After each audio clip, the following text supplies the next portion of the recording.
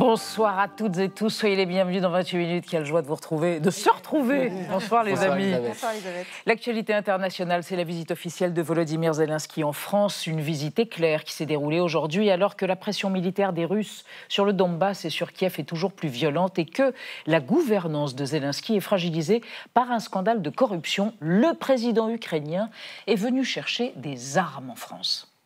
Aujourd'hui, nous franchissons une nouvelle étape. Avec cet accord, nous continuons à miser sur le rapprochement et l'intégration de nos industries de défense, et puis l'acquisition, jusqu'à 100 Rafales. Я впевнений, історичне рішення. Сампті, дякую, Еммануеле. Alors justement, la livraison de Rafale pourrait-elle changer la donne? La guerre en Ukraine est-elle sur le point de basculer 3 ans et 9 mois après le début de l'agression russe? On en débattra ce soir avant de vous retrouver Marie Bonisseau et Xavier Mauduit. Il rit. Parce qu'il va parler de tartiflette. Grosse tartiflette, Elisabeth. Je ne sais pas ce que vous avez prévu ce soir à manger, mais en tout cas ce week-end, plus de 2 tonnes de tartiflettes ont été confectionnées à Albertville, en Savoie. C'est pour soutenir les agriculteurs qui sont touchés par la dermatose nodulaire. Et bien évidemment, une histoire de la tartiflette. Une histoire de patates. Hein. Et vous, Marie? Eh bien, moi, je vais vous emmener dans le plus grand parc animalier du monde. C'est en Inde. C'est privé, ça appartient à un milliardaire que des ONG accusent de trafic de bêtes sauvages. À tout à l'heure. Et pour commencer, nous recevons Francesca Albanese, la rapporteuse spéciale des Nations Unies sur les droits humains dans les territoires palestiniens occupés. Albanese publie Quand le monde dort, beau livre de portraits et de dialogues avec des Palestiniens et des Israéliens.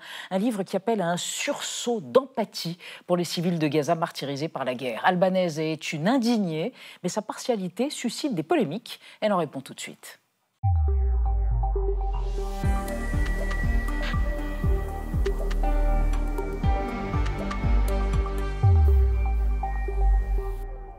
Francesca Albanese est heureux de vous recevoir dans 28 minutes sur ce beau plateau qui semble vous plaire. Je vous présente Anna Ndiaye et Benjamin Sportouche. Bonsoir. Vous faites paraître aux éditions Mémoire d'Encrier Quand le monde dort, les monstres se réveillent. C'est un clin d'œil à un penseur italien que vous avez beaucoup aimé quand vous étiez jeune fille, Antonio Gramsci, qui évoquait le vieux monde qui meurt, le nouveau monde qui tarde à émerger, et dans le clair-obscur, les monstres apparaissent.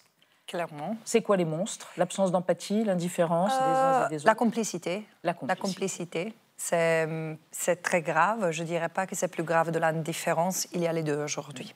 Alors, on va évoquer avec vous ce qui se passe à Gaza et ces portraits que vous avez écrits, ces gens que vous avez rencontrés dans Quand le monde dort, après votre profil idéal réalisé par Gaël Legras. Francesca Albanese, dans votre livre, vous déplorez l'indifférence réservée au sort des Palestiniens. Alors, comment lutter contre cette forme d'insensibilité? Pour répondre à cette question, vous avez le profil idéal. Rapporteuse spéciale des Nations Unies sur les territoires palestiniens occupés depuis 1967, vous avez publié 4 rapports. Dans le premier, en octobre 2022, vous qualifiez la situation sur ces territoires d'apartheid. Nommer des choses, voilà déjà une étape, assurez-vous. Dans le second, en juillet 2023, vous dénoncez la privation de liberté des Palestiniens. Depuis 1967, plus de 800 000 d'entre eux, dont des enfants de 12 ans, ont été arrêtés et détenus par les autorités israéliennes. Le troisième est publié en mars 2024. 5 mois après l'attaque du Hamas et la répression d'Israël, vous affirmez qu'un génocide est en cours à Gaza. These acts of genocide have been motivated by vehement anti-Palestinian discourse, which characterizes the entire Palestinian people in Gaza as enemies to be eradicated or forcibly removed. Après cette accusation, l'ambassadeur d'Israël auprès des Nations Unies à Genève, Daniel Meron, choisit de s'en prendre à vous. She's also anti-Semitic and really an embarrassment to the UN. She definitely needs to be removed. Dans votre 4e rapport en juillet dernier, vous mettez en exergue les entreprises et les États qui, selon vous, tirent un profit économique du système d'occupation, d'apartheid et de génocide dans le territoire palestinien occupé. Far too many states normalize the suffering and they even profit from it. Arms, trade and diplomatic engagement with Israel continue unabated, and this is not just morally wrong, this is unlawful. Aujourd'hui, dans votre livre, vous vous appuyez sur le récit de 10 personnes qui vous ont permis de comprendre la Palestine. Hind Rajab, tué en 2024 à l'âge de 6 ans à Gaza par l'armée israélienne. Ou encore Ghassan Abou Sita, un chirurgien qui opérait dans les hôpitaux Al-Shifa et Al-Ali. Dans votre introduction, vous précisez « Pour moi, l'impartialité ne signifie pas l'indifférence, elle implique d'enquêter avec rigueur et de confronter les faits au droit ». Francesca Albanese, et précisément à propos d'In Majab, vous aviez publié un an auparavant, en 2023, un rapport. En anglais, c'était Unchilding.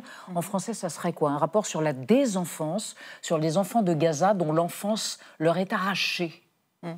Et vous avez communiqué avec pas mal d'enfants, notamment par Internet, par Zoom, et vous dites, on aurait dit des petits avocats qui plaidaient pour que leur enfance leur soit rendue et restituée. Oui.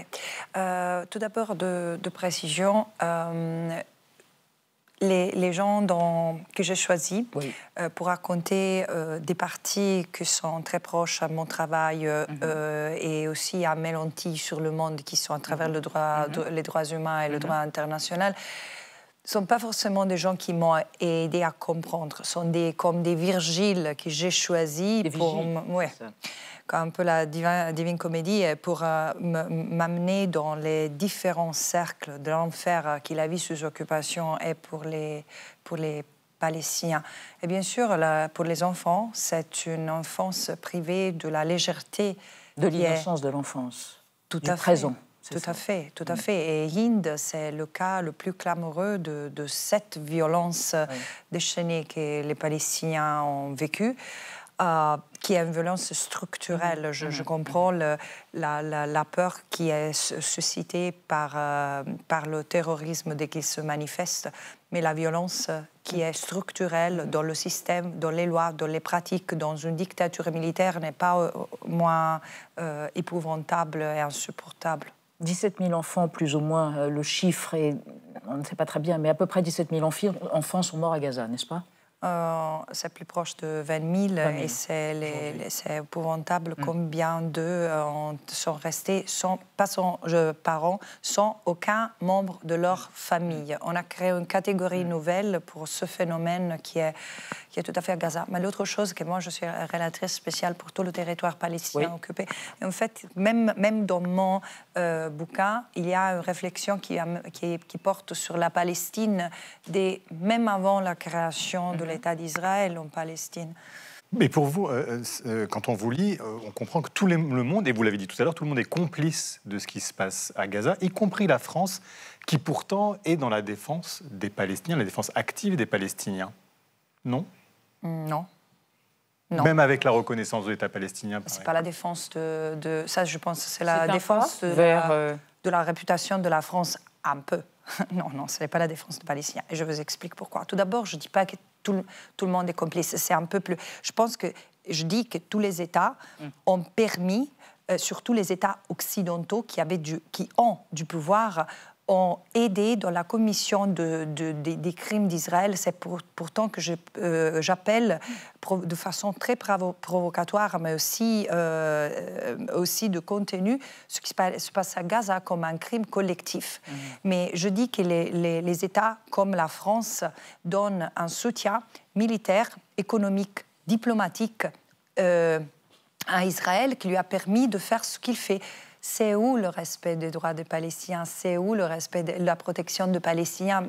Quand on reconnaît l'État, mais après on n'intervient pas pour le protéger et on continue à négocier, à avoir des relations commerciales et même à transférer des équipements militaires à l'État qui les tue à ce moment. Voilà, pas de protection des Palestiniens. Francesca Albanese, on va évoquer avec vous et avec Anna la situation en Cisjordanie avec, ce mois-ci, n'est-ce pas, octobre-novembre 2025, un record de violence à l'encontre des Palestiniens qui vivent en Cisjordanie occupée. Oui, précisément 264 incidents de colons israéliens à l'encontre des Palestiniens ont été comptabilisés au mois d'octobre, des agressions physiques, des terres agricoles saccagées. Et selon l'ONU, c'est le mois le plus violent en Cisjordanie depuis 2006, bientôt 20 ans. Donc, dernier exemple en date, mercredi dernier, le média Middle East Eye diffuse une vidéo dans laquelle on voit des hommes masqués qui mettent le feu à des camions laitiers, à des bâtiments d'une zone industrielle proche de la frontière israélienne, mais aussi à des tentes de bédouins. Le président israélien Isaac Herzog a immédiatement qualifié ces images de choquantes et graves.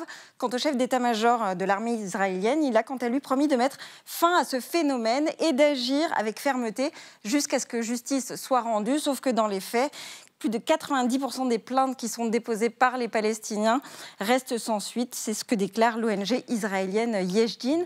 Alors, est-ce que vous pensez que le fait que ces officiels israéliens réagissent publiquement à ces violences, c'est peut-être la fin d'une impunité pour ces colons israéliens? Alors, cette violence s'est épanouie après octobre 2023, mais structurelle. Moi, j'ai vécu dans le territoire palestinien occupé 3 ans, et les incidents qui les colons violents provoquaient aux Palestiniens étaient déjà dans les milliers par an. Maintenant, c'est sans arrêt. Mais ce ne sont pas des actes isolés de quelques fous sans contrôle. C'est institutionnalisé. Les colonies, comme les ONG israéliennes pour la protection des droits humains le documentent, sont là en déterminant la sécurité de l'espace du territoire occupé et demandant aux soldats comment se porter. Et les soldats garantissent la protection et l'aide aux colons. Il n'y a pas de séparation entre les colons armés et les soldats. Le Conseil de l'ONU a annoncé le vote d'une résolution américaine pour autoriser le déploiement d'une force de stabilisation internationale à Gaza dans le cadre du plan de trêve qui a été signé. C'est une résolution quand même qui va dans le bon sens pour vous ? Ce qui va dans le bon sens, selon moi, c'est ce que la Cour de justice internationale a déterminé et l'Assemblée générale a ordonné à Israël de faire. Pour arrêter la violence, il faut rétablir la légalité.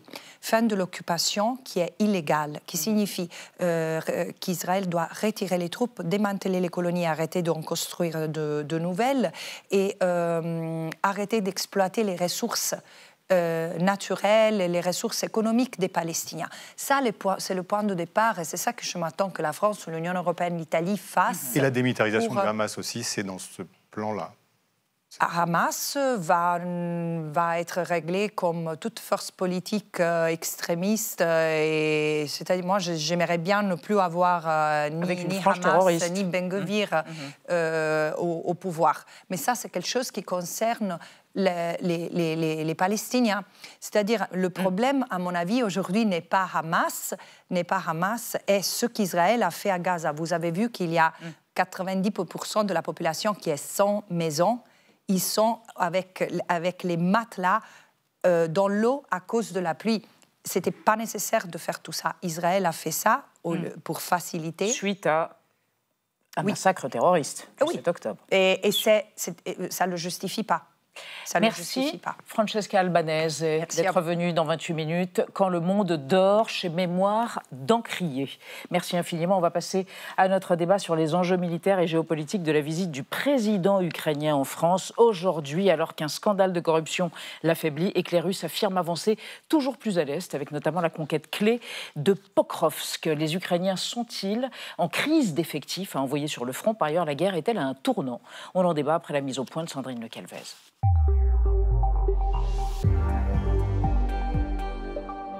L'hymne ukrainien a résonné ce matin sur l'aéroport de Villacoublay, près de Paris. Emmanuel Macron y a accueilli Volodymyr Zelensky. C'est là, sur le tarmac, un avion de chasse en arrière-plan, que les deux hommes ont signé une lettre d'intention pour l'achat par Kiev de 100 Rafales, des systèmes de défense antiaérienne et des drones. Ce sera à la fois un signal fort en soutien à l'Ukraine et en direction de la Russie, qui ne doit pas croire qu'elle peut miser sur la fatigue des Européens. Cet accord qualifié d'historique par Volodymyr Zelensky intervient au moment où l'armée russe revendique la prise de plusieurs villages sur le front. Dans l'est de l'Ukraine, Pokrovsk, la grande ville du Donbass, serait encerclée par les troupes de Moscou. Sa chute constituerait une victoire stratégique pour Vladimir Poutine, qui maintient la pression sur Kiev avec des attaques de drones sur la capitale. Poutine prétend toujours qu'il ne cible que des sites militaires. C'est un mensonge destiné à briser la résistance des Ukrainiens. Des Ukrainiens meurtris par la guerre et indignés par le nouveau scandale de corruption qui vient d'éclater. 100 millions de dollars détournés notamment par des ministres et un proche du président Zelensky. Une guerre fait rage et nous avons des ennemis internes qui détournent les fonds qui leur sont alloués. Ils les volent. Je plains notre président. Un président ukrainien qui essuie des critiques en Europe, à commencer par celle du vice-premier ministre italien. Je ne voudrais pas que l'argent des travailleurs et des retraités italiens serve à alimenter une corruption supplémentaire. La solution, c'est de mettre autour de la table Zelensky et Poutine. Alors l'Europe est-elle divisée dans son soutien à l'Ukraine? Jusqu'où faut-il armer Kiev face à la Russie? La guerre en Ukraine entre-t-elle dans une phase décisive? Mais j'ai acheté ça. Nos trois invités pour ce débat, Oksana Melnichouk, vous êtes ukrainienne et vous arborez. Vous pouvez nous expliquer ce que vous avez sur votre t-shirt? Un Rafale? C'est une Rafale, oui. Un pilote de Rafale? Parce que j'ai eu la chance de tenter, comment ça s'appelle, un simulateur pendant l'exposition Le Bourget. Très bien. Donc, très bien, voilà. Vous militez pour que l'Ukraine puisse acheter des Rafales. Rafales, hein. C'est très dur. Très bien. Vous êtes politologue et présidente du Centre de réflexion uni pour l'Ukraine. Et selon vous, la chute de Pokrovsk pourrait permettre aux Russes de prendre complètement possession du Donbass.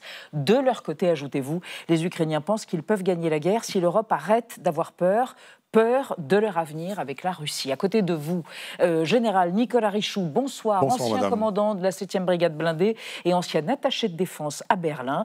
Selon vous, les Ukrainiens ont besoin de masse d'argent et d'hommes parce qu'ils ont un énorme manque de main-d'œuvre. Ce n'est pas l'Europe qui va faire gagner l'Ukraine aujourd'hui. Par contre, l'Europe peut véritablement l'aider à tenir. Et à côté de vous, Aurélien Duchesne, bonsoir. Chercheur au think tank Eurocréative, un think tank qui est spécialisé dans l'Europe centrale et orientale. Dernier essai, La Russie de Poutine contre l'Occident, chez Erol, je crois. Erol. Et bientôt traduit... Il a été traduit en Pologne. Et ben voilà, traduit et donc édité en Pologne. Selon vous, si l'Europe peut aider l'Ukraine, nous sommes arrivés au bout d'une économie de paix, soit on accepte de ne pas aller plus loin et l'Ukraine devra négocier, soit on change de logique, notamment en accélérant la production de drones. Et on va démarrer le débat avec la carte du jour, Benjamin. Où l'on voit l'avancée donc des forces russes, et notamment donc dans la ville de Pokrovsk, dans la région de Donetsk, et des troupes ukrainiennes, de l'aveu même du président ukrainien Volodymyr Zelensky, en grande difficulté. Aurélien Duchesne, en quoi c'est une ville stratégique, justement, Pokrovsk? Est-ce que ça l'est, d'ailleurs? Elle est stratégique à deux égards. La première, parce que c'est le dernier verrou avant l'autre grande ville qui reste dans l'arrière, la ville de Kramatorsk, pour la conquête du Donbass, qui est l'objectif numéro 1 des Russes au plan territorial. Ça représente combien en pourcentage de territoire? 20% le Donbass à peu près de l'Ukraine? Alors non, 20% de l'Ukraine, c'est la totalité des territoires aujourd'hui envahis. Le Donbass, c'est un peu moins, mais les Russes contrôlent la quasi-totalité de celui de Lugansk au nord et plus des 3/4 de celui de Donetsk au sud. Et elle est stratégique, cette ville de Pokrovsk, parce que c'est un nœud logistique, ferroviaire et routier, et c'est une artère vitale pour l'effort de guerre ukrainien. Général Nicolas Richoux, est-ce que ce nœud de route et de voie ferrée pourrait en effet empêcher les Ukrainiens de riposter réellement et de bloquer l'avancée des Russes? Alors moi je suis un petit peu plus nuancé, car c'était un nœud ferroviaire très important lorsqu'elle était en arrière du front, car c'était à la poignée de l'éventail, ça permettait de distribuer la logistique sur le front. Aujourd'hui, Pokrovsk, c'est sur la ligne de front, donc c'est un cul-de-sac. Donc la gare et tout ça, ça ne fonctionne plus, et donc effectivement, elle a perdu de cette importance-là, ça a été forcément redistribué vers l'arrière. En revanche, la perte de Pokrovsk, ça sera un symbole politique désastreux pour Zelensky, et bien entendu un succès politique très très important, au-delà du succès militaire qui est médiocre. Pour Poutine, pour Poutine, un succès politique colossal, car effectivement, ça lui donne la clé de la conquête, quasiment complète du Donbass. Oksana Melnichouk. C'est ce que vous craignez justement, que la chute de cette ville soit mise à l'actif de Poutine et que ça démotive les Ukrainiens, démobilise? Je vais être encore un peu plus pointu que cher monsieur le général. En fait, pour le jour d'aujourd'hui, la menace, c'est seulement l'encerclement des troupes ukrainiennes, et ça quand même, ce sont les forces d'élite qui sont là-bas. C'est ça le danger aujourd'hui, parce que selon nos militaires, je fais exprès une petite enquête ce matin pour vous, c'est vrai, et on m'a expliqué qu'en fait, ils ont déjà tout préparé pour le recul, parce que comme le général a bien expliqué, la logistique de Pokrovsk, ça ne fonctionne plus depuis le moment déjà. Il paraît qu'ils ont pu restaurer quelque chose au niveau de logistique pour livrer tout ce qu'il faut livrer aux défenseurs ukrainiens pour aujourd'hui. Mais aujourd'hui, l'objectif et la stratégie ukrainienne, c'est éviter l'encerclement des troupes élites qui sont sur place. Vous avez vu sur la carte, il y a une sorte d'encerclement. Mais nos militaires disent aussi que malgré 150 000 personnes russes qui ramassent, qui sont là-bas, et ça, c'est jamais vu pendant toute cette guerre, parce que la ville de Pakrovsk, c'était 30 000 habitants seulement. Et autour de cette ville qui ne représente que les ruines aujourd'hui, il y a 150 000 Russes aujourd'hui. Donc, Volodymyr Zelensky, votre président parle de 8 Russes pour un Ukrainien. La proportion est complètement incroyable. Mais malgré tout ça, les officiers russes, ukrainiens disent que le tournement de guerre en profil des Russes est impossible aujourd'hui, qu'il n'y aura pas le tournant de la guerre en profit des Russes. Aujourd'hui, la situation est telle que malgré tous ces efforts russes, c'est comme on dit, les derniers efforts russes. Parce que leur arrière-plan, ils sont déjà bien endommagés par les sanctions ukrainiennes, ça veut dire les frappes sur le... Général Richoux, vous êtes d'accord avec ça? Écoutez, je crois que les Russes n'ont pas les moyens de gagner la guerre, parce que gagner la guerre, ça veut dire percer. Aujourd'hui, les Russes n'ont pas les percer, parce que pour percer, il faut 2 échelons. Il faut un échelon qui ouvre la porte, c'est-à-dire beaucoup de troupes, avec une très forte supériorité. Ça, ils l'ont. Mais ensuite, il faut des troupes qui s'engagent, qui sont dans la brèche, et qui sont capables d'exploiter. Pardon, mais ils continuent à avancer, ils continuent à grignoter quand même le territoire. Ce que faisait la cavalerie dans le temps, et ce que feraient par exemple les blindés. Bon, ça, ils ne les ont pas. Donc aujourd'hui, les Russes sont capables de grignoter mètre par mètre, ne sont pas capables d'aller plus loin. On en a même vu arriver sur des mobilettes. Oui, parce que ça leur permet de s'infiltrer et sans être vu et sans être repéré. Décentralisé, parce que un droniste, par exemple, quand il a une unité de 10 hommes, il tire dessus, il y a 10 morts. Mais quand il faut avoir 10 mobilettes éparpillées, c'est beaucoup plus compliqué. Donc c'est ça, en fait, la vertu, c'est l'éparpillement pour éparpiller les effets des drones. Voilà. Alors vous avez parlé du déséquilibre de forces humaines sur le terrain, de soldats. Après un assouplissement de la loi martiale, l'exode des jeunes Ukrainiens en âge de se battre ne faiblit pas, notamment vers l'Allemagne. Écoutez ce qu'en pense la réaction du chancelier allemand Merz. Wir beide haben eben darüber gesprochen, ich habe es Präsident Zelensky gesagt, diejenigen, die zurzeit aus der Ukraine kommen, sind zu einem beachtlichen Teil junge Männer im Alter zwischen 18 und 24, weil der Wehrdienst in der Ukraine erst mit 25 beginnt. Ich habe ihn gebeten, dafür zu sorgen, dass diese jungen Männer im Land bleiben, weil sie im Land gebraucht werden und nicht in Deutschland. Aurélien Duchesne, c'est vrai qu'on n'a pas bien compris cette décision du président ukrainien de permettre aux jeunes Ukrainiens de partir de leur pays. Oui, d'autant qu'on a 79 000 Ukrainiens, dont un quart de jeunes hommes en âge d'être mobilisés et de se battre, qui ont quitté le pays en septembre de cette année. C'est une explosion par rapport au mois précédent, quand vous regardez 2023 et 2024. Et la deuxième chose, je rappelle que l'âge à partir desquels les Ukrainiens peuvent être mobilisés a été abaissé de 27 à 25 ans. Il y a des voix en Ukraine qui disent qu'il faudrait abaisser cet âge de mobilisation, parce qu'aujourd'hui, sur le front, on n'a pas encore totalement une pénurie d'hommes. On a des Ukrainiens qui arrivent à faire mieux avec moins, mais il y a de moins en moins de rotation, des hommes qui s'épuisent et beaucoup qui critiquent le fait que l'Ukraine n'est pas encore totalement mobilisée au plan humain, y compris ceux qui ont fui à l'étranger. Mais Oksana Melnichouk, est-ce que d'une part, une génération va être sacrifiée et d'autre part, est-ce qu'au sein de la population, il y a une forme de lassitude? On sait qu'il y a un patriotisme ardent, mais est-ce que petit à petit, au fil des mois, ça finit par se tasser? Non, il n'y a pas de lassitude, ça c'est sûr. Il n'y a pas de lassitude, il y a une fatigue incroyable, parce que vous savez, avant la guerre, on a eu 44 millions d'habitants.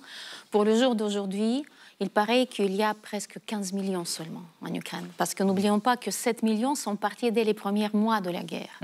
10 millions des Ukrainiens sont en déplacement à l'intérieur du pays. Ça veut dire que la population elle est terrorisée actuellement par tous ces bombardements. Mais vous savez, ce qui nous terrorise le plus, c'est que ça fait 3 ans qu'on réclame couvrir le ciel, et on ne le couvre pas.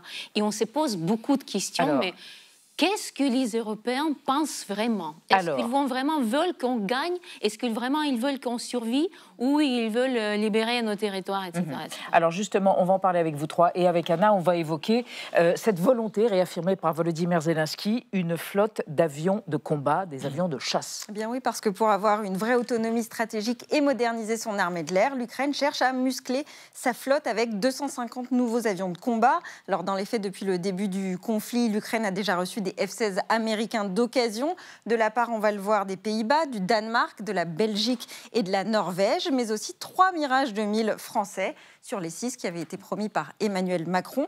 Et puis fin octobre, un nouvel accord a été trouvé cette fois avec la Suède. Kiev s'est engagé à acheter entre 100 et 150 avions Gripen.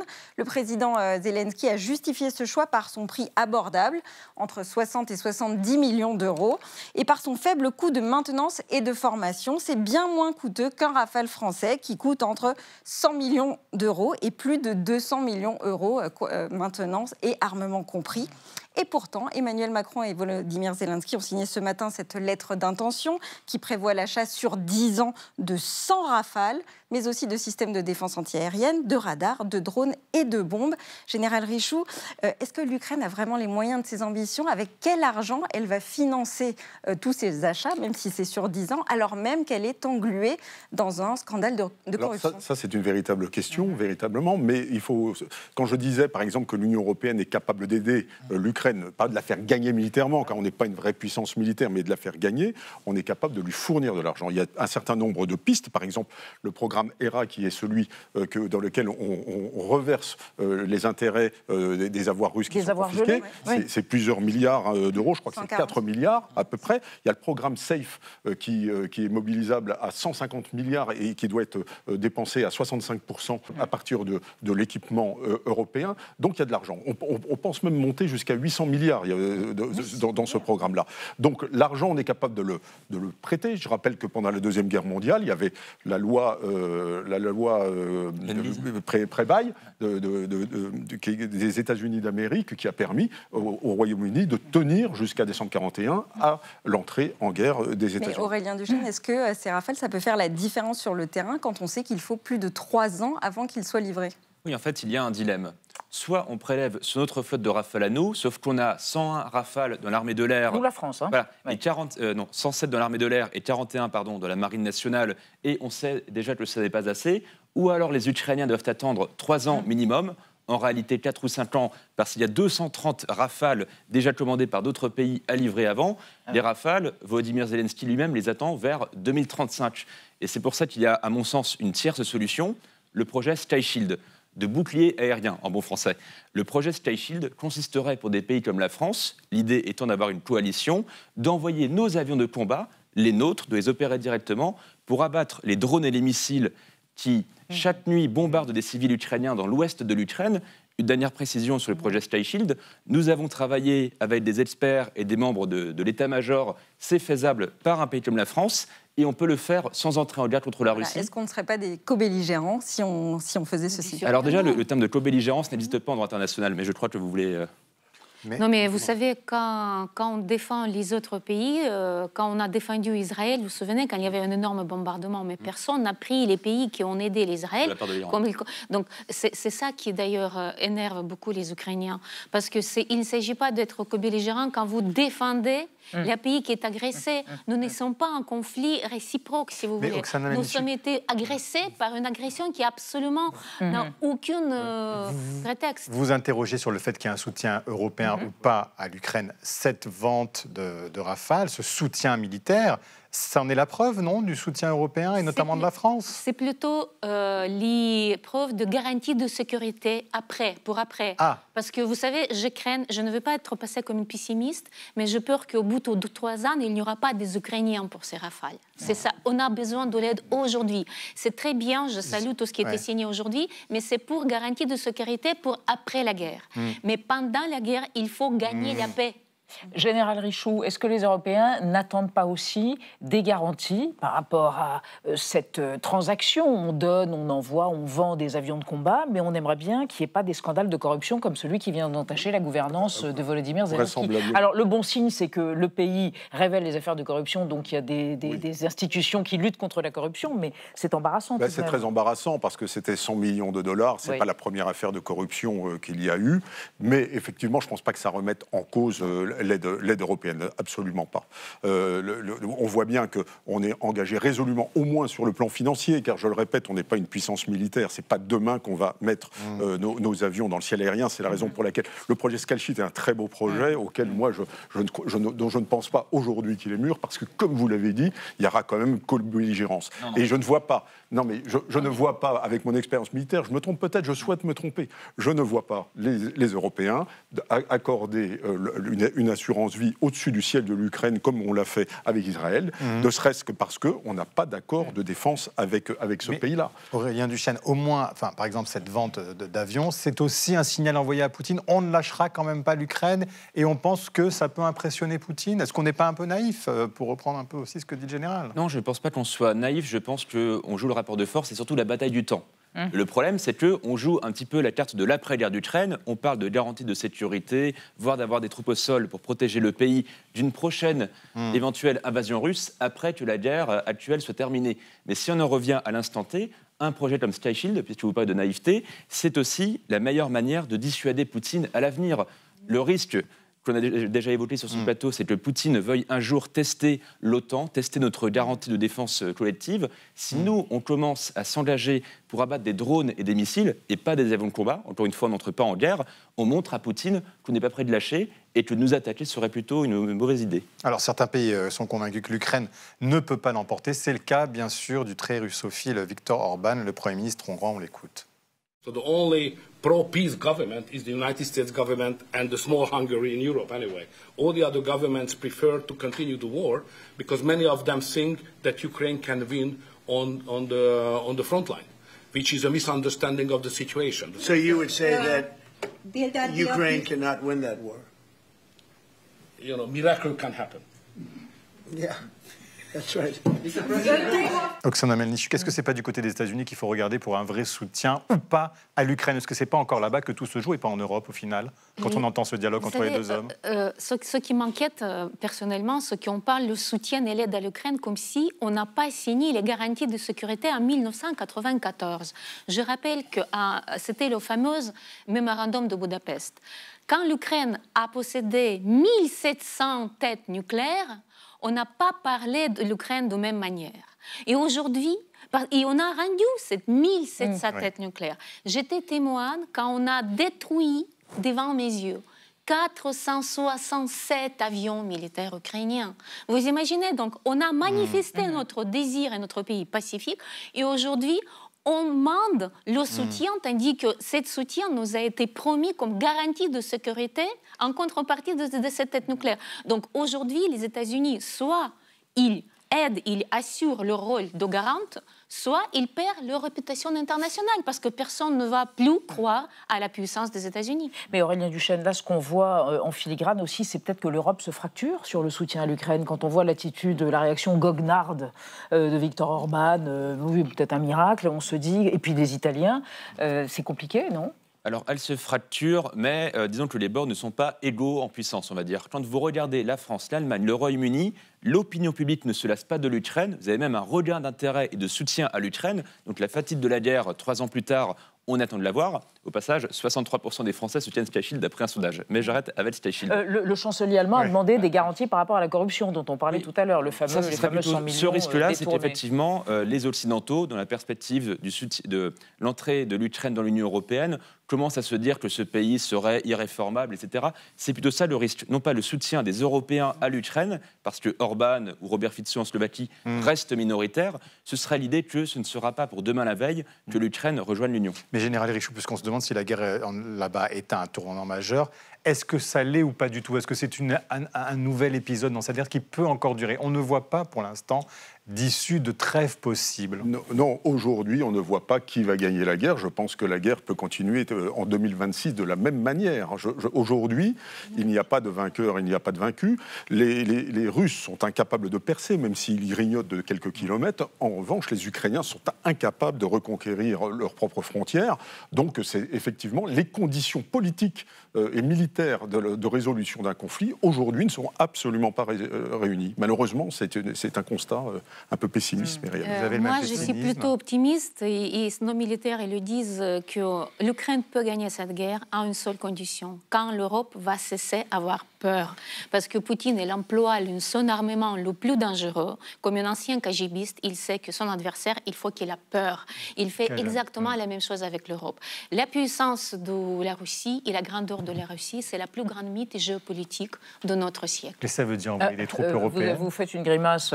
Oui, parce que la Russie, elle montre quand même sa résilience économique et surtout son potentiel. Malgré les frappes de l'Ukraine sur les sites énergétiques. Oui, voilà, ils ont potentiellement 1 million de tués et blessés dans leur armée depuis 3 ans et ils continuent d'arriver en masse. Cela dit, quand on voit effectivement ces derniers mois l'efficacité des frappes des Ukrainiens sur les raffineries russes, on voit que en se arrêtant de laisser l'Ukraine combattre avec une main dans le dos, on peut faire effectivement des miracles, pour parler de Tom Orban. Oksana Melnichuk. Oui, vous savez, si vous permettez, je voudrais revenir sur la corruption parce que c'est très important. Faites en conclusion. Le fait que l'Ukraine, malgré toutes ces attaques, il continue à lutter contre la corruption et la société ukrainienne résiste à ça et quand même fait son bataille et ses enquêtes. Ça veut dire que nous sommes une société démocratiquement mûre et que nous sommes vraiment tout pour gagner cette guerre. Merci pour votre flamme pro-ukrainienne et merci à vous trois d'avoir participé à ce débat. On va rester dans l'actualité vue par Xavier Mauduit et Marie Bonisseau. On va évoquer l'histoire rocambolesque et délicieuse de la tartiflette, dont la plus grande au monde a été confectionnée à Albertville ce week-end à des fins philanthropiques qui plus est. Et en Inde, c'est beaucoup moins drôle, un milliardaire mégalomane pille littéralement la faune sauvage partout sur le globe, fragile ou en voie d'extinction pour alimenter son zoo privé de 1400 hectares. Mais d'abord, le mot vedette du jour, neurotechnologie. L'ONU veut donner un cadre éthique à toutes ces avancées neurotechnologiques, c'est entendu. Quand on parle de neurotechnologie, c'est un peu foutraque. Les neurotechnologies progressent. Parlons de neurotechnologie. Qu'est-ce que ça veut dire? Exactement ce que ça dit. Merci de m'en dire un peu plus. Entendu. La vie secrète des mots vedettes. Neurotechnologie, du grec neuron, nerf, techné, savoir-faire et logos, science, désigne l'ensemble des outils et techniques qui permettent de mesurer, influencer, stimuler ou imiter l'activité du système nerveux, notamment celle du cerveau. Le 12 novembre, l'ONU a adopté le premier cadre normatif mondial sur l'éthique des neurotechnologies. Réunis en conférence générale à Samarcande, les 194 États membres de l'UNESCO, une branche de l'ONU dont l'une des compétences est la conséquence de la technologie sur les droits des terriens, ont gambergé sur la vie privée mentale et adopté des recommandations sur l'usage éthique des neurotechnologies qu'ils pourront transformer en loi ou pas. La première neurotechnologie date de 1935, quand un chirurgien portugais pratique, en secret, sur une prostituée paranoïaque de 63 ans, la première lobotomie frontale. Grâce à 2 trous percés à l'avant du crâne avec un pic à glace, il tranche un tissu nerveux à l'aide d'une canule métallique terminée par un fil. La patiente serait devenue plus docile.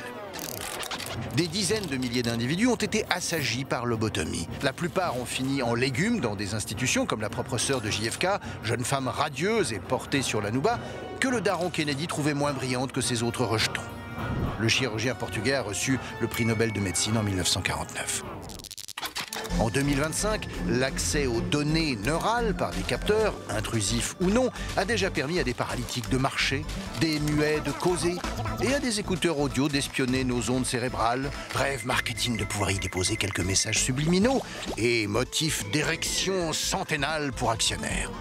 Adieu, cerveau, vache, cochon.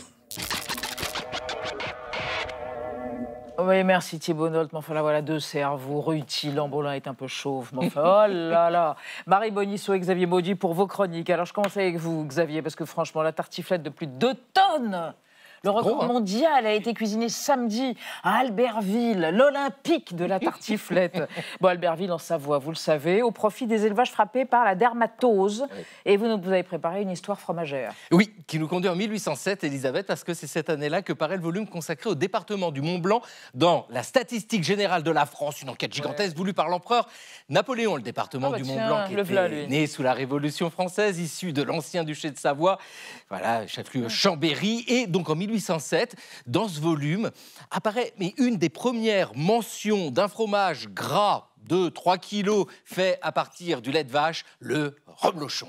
Fromage traditionnel de Savoie. Elisabeth, saviez-vous que les paysans de Savoie étaient taxés sur le lait produit? Alors, ces petits filous, quand le contrôleur allait arriver d'une toute petite traite comme ça pour avoir un tout petit peu de lait, et puis une fois le contrôleur parti, tac, grosse traite avec beaucoup de lait bien gras, d'où du bon reblochon. C'est beau, c'est bon, ça fleure bon comme le reblochon, sauf que c'est complètement bidon. Vous avez un historien, Anno Delers, qui s'est intéressé à la question. Il a fait paraître en 2022 tout un fromage, reblochon, abondance, raclette, la véritable histoire des fromages des Alpes. Parce que, en bon historien, il va chercher les sources, les documents, il cherche ce qu'il y a de plus vieux, il ne trouve rien.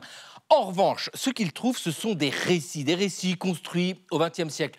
Durant l'entre-deux-guerres, des récits produits par l'industrie fromagère, les vendeurs de fromage, portés ensuite par la presse, parce que ça se raconte super bien, ces histoires-là. L'ancienneté du produit, ça c'est un argument sensationnel, argument commercial, argument touristique. Nous sommes alors, revenons à la tartiflette, John Mouflet. C'est pire, Elisabeth. Parce que alors là aussi, vous allez trouver des récits anciens qui nous font croiser la péla, la poêle en savoyard, vous savez, sur laquelle on faisait fondre le fromage dans la cheminée, ou alors la tartifla, ça veut dire pomme de terre en savoyard, d'où la tartiflette.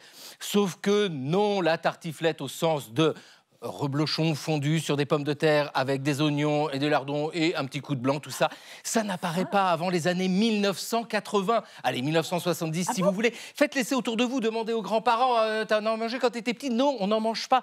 Alors ça ne plaît pas du tout aux industriels du reblochon, qui n'aiment pas qu'on se mêle de leurs oignons, de leurs lardons, de leurs pommes de terre, de leurs reblochons. Mais c'est ça l'histoire, ça désenchante un petit peu. Ça fait fondre les mythes comme le reblochon fond. Faut aussi rappeler quand même que ça n'enlève rien à la qualité du produit et au plaisir que nous avons à déguster une bonne tartiflette. Elisabeth, j'ai très faim. Oui, moi aussi. Il dit ça en me regardant, j'ai peur.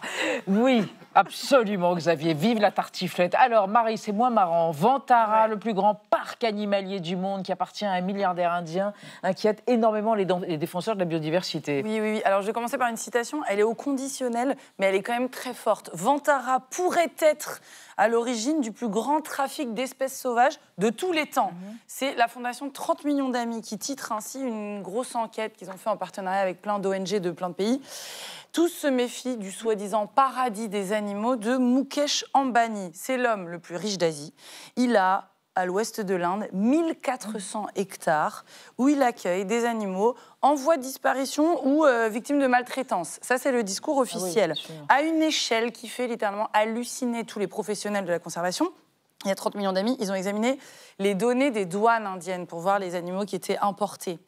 Ils ont compté 52 000 animaux importés de partout dans le monde en seulement 3 ans. 52 000 animaux à Vantara, et encore, on ne compte pas ceux qui viennent d'Inde.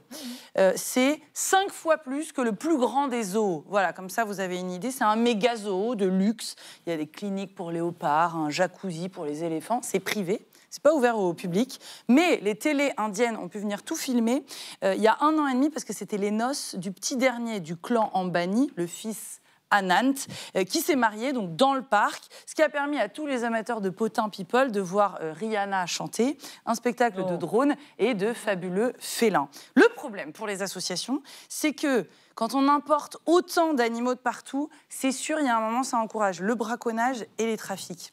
Il y a 2 semaines, il y a la CITES, c'est la Convention internationale sur le commerce des espèces menacées, qui a publié un rapport qui a fait beaucoup de bruit parce qu'il est très sévère sur Vantara. Ça dit que l'État indien contrôle à peine, très mollement, les importations d'animaux dans ce parc, alors que les espèces les plus menacées sont légion à débarquer dans des conditions qui sont franchement troubles. Il y a plein de cas que je pourrais vous raconter. J'en ai gardé un, c'est peut-être le plus parlant. 8 chimpanzés arrivés soi-disant du zoo de Kinshasa en RDC. Au printemps dernier, Vantara fait des vidéos, raconte que les singes ont été secourus, on les a sortis de leur horrible minuscule cage congolaise. Enfin, les singes voient le soleil après des décennies de douleur, je les cite. Dans les faits, l'enquête a montré qu'il n'y avait pas du tout de chimpanzés dans des zoos à Kinshasa, mais qu'ils ont été capturés vraisemblablement dans la nature. Ce qui est vraiment une toute autre histoire. C'est un immense scandale. Peut-être que dans 1 semaine, la CITES va adopter son fameux rapport, ce qui pourrait forcer l'Inde à contrôler plus sévèrement la provenance des animaux. En attendant, ça fait des années que les richissimes Ambani ne sont absolument pas inquiets. Dans leur pays, ils possèdent plein de médias. Il y a quelques rares journalistes indépendants qui ont essayé d'enquêter. Ils sont attaqués en diffamation. La Cour suprême indienne les a blanchis totalement de tout soupçon après une enquête franchement bâclée. Et puis Narendra Modi, lui, a visité le parc et est allé poser avec les bébêtes. Donc quand vous avez le chef d'État qui sert des pinces et des pattes, c'est vrai que vous vous sentez intouchable. Merci Marie, merci à tous. On se retrouve demain à 20h05. Tchuss.